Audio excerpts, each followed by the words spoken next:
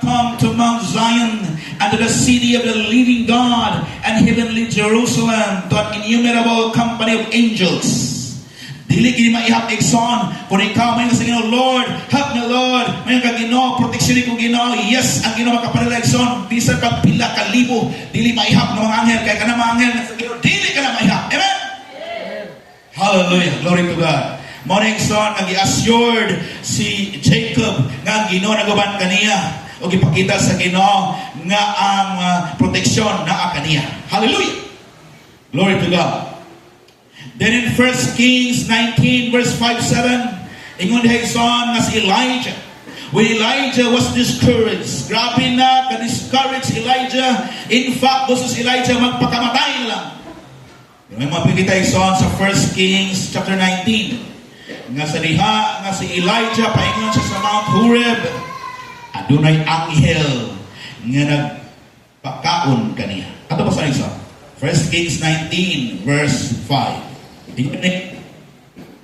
Then he lay and slept under a broom tree. Suddenly an angel touched him and said to him, "Arise and eat." In verse 7, and the angel of the Lord came back the second time and touched him and said, "Arise and eat, because the journey is too great for you." Son, can you imagine ang anghel sa Ginoo mo'y nagpakaon kang Elias, mo'y nagluto kang Elias, kay grabe ka-discourage si Elias. Praise God. In times of discouragement, di ka angay mabalakay sa in times of discouragement. Why? Because God will send His angels to minister to you. Amen? Para pagyang Ginoo. Glory to God. Amen.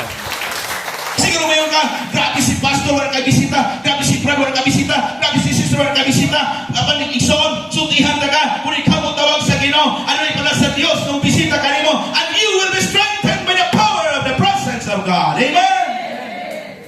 Hallelujah. So muna nga tayo, si Elijah na-restore siya. Na-restore ang iyang strength, na-restore ang faith, na-restore ang commitment sa pag-alagad sa Ginoo, instead na magpakamatay siya. Because God sent His angel to minister to him. Hallelujah. Glory to God. And even in this account, it's on ng mga angels na magasaka kanaog, isulti ni Jesus.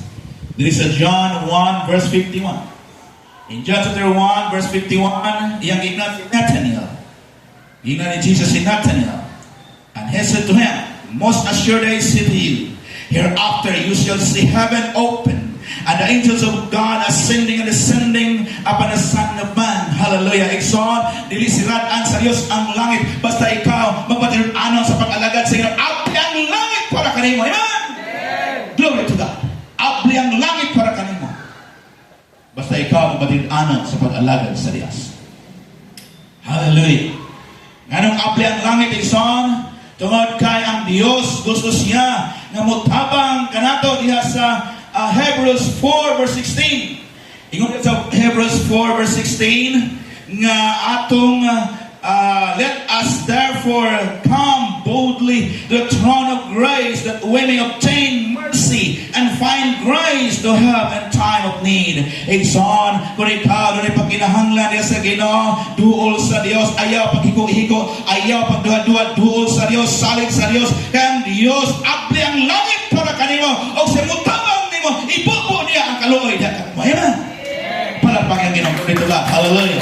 Hallelujah. Thank you, Jesus. In John 14 verse 14, Jesus said, "If you ask anything in my name, I will do it." If you ask anything in my name, I will do it.